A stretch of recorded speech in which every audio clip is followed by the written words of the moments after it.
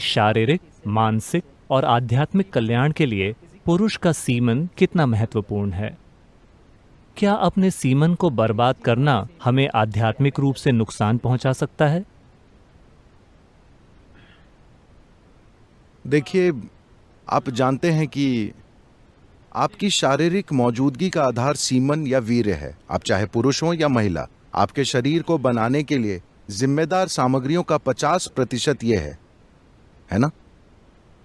हमारे पास चमड़ी है, हमारे पास चमड़ी के ऊपर की कोशिकाएं हैं, हमारे पास बाल हैं, हमारे शरीर के अनेक पहलू हैं। आप जानते हैं, दिल, गुर्दा, लिवर वगैरह वगैरह। अपने आप में इन सारी कोशिकाओं की कुछ न कुछ क्षमताएं हैं, लेकिन सीमन की क्षमता का स्तर जबरदस्त है। ये एक पूरा नया जीवन बना सकता है। आज आप त्वचा की एक ऊपरी कोशिका को लेकर प्रयोगशाला में बहुत कुछ कर सकते हैं और शायद हम आपका क्लोन भी बना दें। तो क्षमता यहाँ भी है, लेकिन इसका स्तर उन कोशिकाओं के स्तर जैसा नहीं है जिन्हें आप सीमन या वीर्य कह रहे हैं। योग संस्कृति में हम इसे वीर्य कहते हैं। वीर्य को हम वज्र भी कहते हैं, जिसका अर्थ है स्थिरता या हीरा, जो सबसे कठोर चीज है। तो मानव शरीर में वीर्य को वज्र की तरह समझा जाता है, जिसका अर्थ है कि अगर आप इसका उपयोग करना जानते हो तो ये सबसे शक्तिशाली चीजों में से एक है। तो इसका उपयोग करने का मतलब ये है कि आप इसका उपयोग बच्चे पैदा करने के लिए कर सकते हैं। ये एक तरीका है। खैर, ये सवाल इसलिए आया क्योंकि आप इसका उपयोग हॉस्टल की चादर को बर्बाद करने में कर रहे हैं। अगर आप इसका इस तरह से उपयोग कर रहे हैं तो आप मजबूर हैं, आप जो कर रहे हैं वो कर रहे हैं। ये कोई ऐसी बात नहीं है जिस पर नैतिकता के आधार पर कोई राय बनाई जाए। सवाल यह है कि कोई किस हद तक मजबूर होकर कुछ कर रहा है। लेकिन क्या इस शरीर की किसी भी चीज को एक दूसरे स्तर पर काम करने के लिए रूपांतरित किया जा सकता है? बिल्कुल। केवल सीमन ही नहीं, इस शरीर की हर चीज को रूपांतरित किया जा सकता है। देखिए, मान लीजिए अगर मैं आप सभी को सूप बनाने की सामग्री दूं, आप सभी को एक जैसी सामग्री दूं, तो क्या आपको विश्वास है कि आप सभी लोग एक जैसा सूप बनाएंगे? नहीं, आप 500 प्रकार के सूप बनाएंगे। हालांकि सामग्री एक ही है। यही हम सबके साथ इस समय हो रहा है। हम सभी बुनियादी रूप से एक ही सामग्री से बने हैं, लेकिन देखिए कि हम एक दूसरे से कितने अलग हैं, क्योंकि सूप अलग है। तो अगर मैं आपको सूप बनाने की सामग्री दूं तो आप या तो अच्छा सूप बनाएंगे या बेकार सूप बनाएंगे।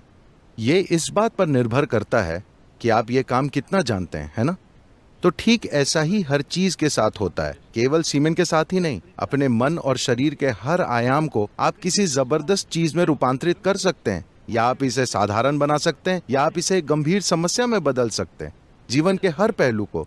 ऐसा ही जीवन के इस पहलू के साथ भी होता है। यही ऊर्जा, देखिए, लोग शाब्दिक अर्थ लेते हैं, लेकिन अगर आप किसी विशेष चीज जैसे त्वचा के ऊपर की कोशिका को पैदा करना चाहते हैं तो शरीर इस पर ऊर्जा खर्च करेगा। पर अगर आप सीमेन की एक कोशिका को पैदा करना चाहते हैं तो शरीर बहुत अलग स्तर की ऊर्जा खर्च करेगा। इसे वैज्ञानिक रूप से सिद्ध किया जा सकता है। तो जब आप इसमें इतनी सारी ऊर्जा खर्च कर रहे हैं तो स्वाभाविक है कि इसमें एक क्षमता है, लेकिन क्या आप में उसे खोजने की काबिलियत है? क्या आप वो खोज करना जानते हैं? क्या ऐसा करने के लिए आपके पास साधना और मार्गदर्शन है? ये एक प्रश्न चिन्ह है। नमस्कार गुरुजी। गुरुजी, आपने कहा है कि केवल 1% लोग अपनी प्रतिभा तक पहुंच पाते हैं। आपने हमेशा हमसे कहा है कि हम भीतर की ओर मुड़ें। तो हम भीतर कैसे मुड़ें और अपने भीतर हम क्या खोजें?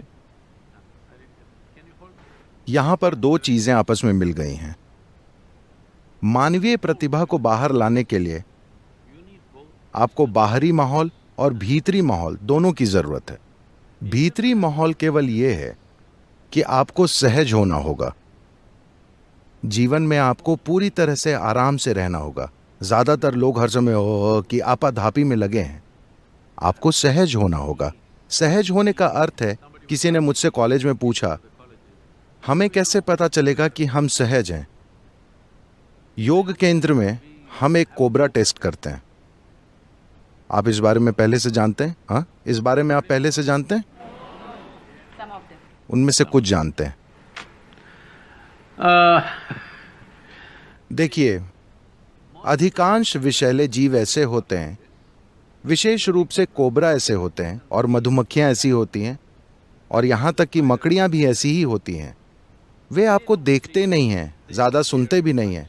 कोबरा तो पूरे बहरे होते हैं, सांप ज्यादातर बहरे होते हैं, वे कुछ भी सुन नहीं सकते, लेकिन वे आपके शरीर का रसायन महसूस करते हैं। अगर आप जंगल में जाएं और किसी कोबरा को यूं ही ऐसे उठा लें, सिर से नहीं, कुछ इस तरह से, तो वो कोई विशेष प्रतिक्रिया नहीं करेगा और आपके पास आ जाएगा। शायद आपने देखा हो, उन्होंने एक फोटो दिखाई थी जिसमें मैंने एक कोबरा को अपने हाथ में उठाया है, सिर से पकड़कर नहीं, बस ऐसे ही। वो पालतू सांप नहीं, एक जंगली सांप है, ठीक है। वो हमारे साथ 2 दिनों तक रहा, फिर पहाड़ों में छोड़ आए। वहां आया था इसलिए पकड़ लिया। तो अगर किंग कोबरा आपको डस ले तो आपके पास 20 से 40 मिनट का जीवन बाकी रहेगा। उसके पास एक हाथी को मारने जितना विष होता है, ठीक है।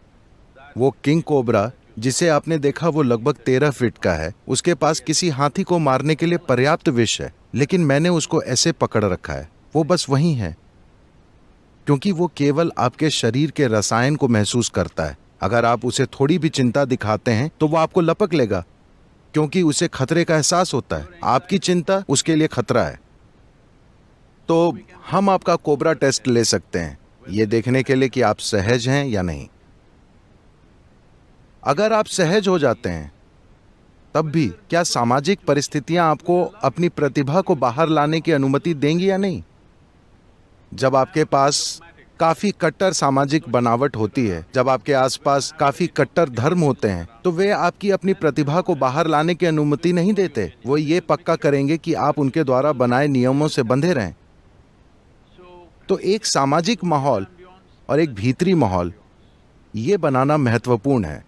मुझे लगता है कि आज आप अपने आसपास की किसी भी तरह की कट्टर परिस्थिति या दबाव वाली परिस्थितियों से भाग सकते हैं। आप उस जगह को छोड़ सकते हैं। 100-200 साल पहले किसी स्थान को ऐसे छोड़ना संभव नहीं था, लेकिन आज अगर आपको ऐसी परिस्थिति मिले जो आपके जीने के तरीके के लिए बिल्कुल सहायक ना हो, तो आप उस जगह को छोड़ सकते हैं और कहीं और जा सकते हैं, है ना? यह अतीत में संभव नहीं था, लेकिन आज आप सहज तो होना चाहते हैं, पर आप में से काफी लोग ध्यान की कमी और अपने तनाव को एक योग्यता के तौर पर देखते हैं। मुझे स्ट्रेस है। क्या ये किसी तरह की काबिलियत है? ये काफी हद तक ऐसा हो गया है, विशेष रूप से मैनेजमेंट क्षेत्र में। अगर आप सीईओ हैं तो आपको कम से कम अल्सर होना चाहिए, वरना आप एक अच्छे सीईओ नहीं हैं। आप कड़ी मेहनत नहीं कर रहे हैं। ऐसा इसलिए है क्योंकि हम तनाव को एक प्राकृतिक घटना मान रहे हैं। नहीं, तनाव होने का मतलब सिर्फ ये है कि आप अपने सिस्टम को संभाल नहीं पा रहे हैं, है ना?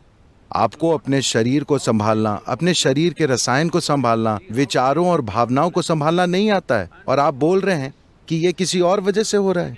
नहीं, बाहर की परिस्थिति लोग उस तरह से बनाएंगे जिस तरह से वे जीवन को जानते हैं। भीतरी परिस्थिति को वैसी बनाना जैसी आप चाहते हैं, ये आपका काम है ना? दुनिया में हर चीज 100% आपके तरीके से नहीं होगी, कभी भी नहीं, लेकिन कम से कम इस एक व्यक्ति को आपकी इच्छा अनुसार चलना चाहिए, है ना? इस समय ये व्यक्ति आपकी इच्छा के हिसाब से नहीं चल रहा है, ये एक बड़ी समस्या है। The reason why I'm here today मैं आज यहाँ इसलिए आया हूँ कि आपकी खुशहाली के लिए साधन और टेक्नोलॉजी प्रदान कर सकूं, जिससे कि कम से कम आप अपने भीतर वैसे बने जैसा आप होना चाहते हैं। अगर आपके पास चॉइस होती कि आप अपने भीतर कैसा होना चाहते हैं, तो आप क्या चुनेंगे, खुश होना या दुखी होना? आपको अभी बताना होगा, मैं आशीर्वाद देने वाला हूं। आप खुद के लिए क्या चाहते हैं ये बिल्कुल साफ है ना? यदि खुश होने या दुखी होने के बीच चुनना हो तो आप खुश होना चुनेंगे। आप अपने पड़ोसी के लिए जो चाहेंगे उस पर बहस की जा सकती है, लेकिन आप अपने लिए जो चाहते हैं वो 100% स्पष्ट है। सहज होने की बात करें तो उसके अनेक तरीके हैं। लोगों से यह सवाल पूछा जा सकता है, वे बोलेंगे सहज होने का अर्थ है शांति। एक बार ऐसा हुआ, क्या मैं चुटकुला सुना सकता हूं? एक चुटकुला चलेगा? क्योंकि यहां बहुत सारे लोग इतने गंभीर दिख रहे हैं। क्या जेएनयू में चुटकुले चलते हैं या केवल गंभीरता? हेलो, हर समय चुटकुले। ठीक है। तो शंकरन पिल्लई एक आक्रामक पति था। वो हमेशा अपनी पत्नी को परेशान करता था, कभी पीटता था, कभी यौन प्रताड़ना देता था, कभी गालियां देता था, हर रोज ये सब करता था। लेकिन उसकी पत्नी हमेशा बहुत शांत रहती थी, एकदम शांत। एक दिन वो उस पर चिल्लाया, लेकिन वो एकदम शांत रही। फिर उसने पूछा, तुम ये कैसे करती हो? मैं तुमको गालियां दे रहा हूं, हर रोज कुछ बुरा कहता हूं, कभी कभी मैं तुमसे बुरा व्यवहार करता हूं, लेकिन मैंने तुमको कभी भी गुस्से में नहीं देखा। तुम हमेशा शांत रहती हो, तुम ये कैसे करती हो? उसने कहा, मैं टॉयलेट साफ करती हूं। क्या? मैं तुमको गालियां देता हूं, तुम टॉयलेट साफ करती हो? उसने कहा, हाँ, यदि तुम मुझको गाली देते हो तो मैं टॉयलेट साफ करती हूं। जब मैं तुमको पीटूं तो? उसने कहा, मैं 2 टॉयलेट साफ करूंगी। अगर मैं तुमको यौन प्रताड़ना दूं तो? उसने कहा, मैं घर के सारे टॉयलेट साफ करूंगी। उसने पूछा, लेकिन टॉयलेट साफ करना तुमको शांत कैसे रखता है?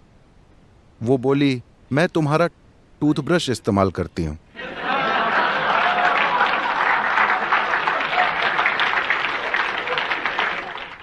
तो इसे संभालने के कई तरीके हैं।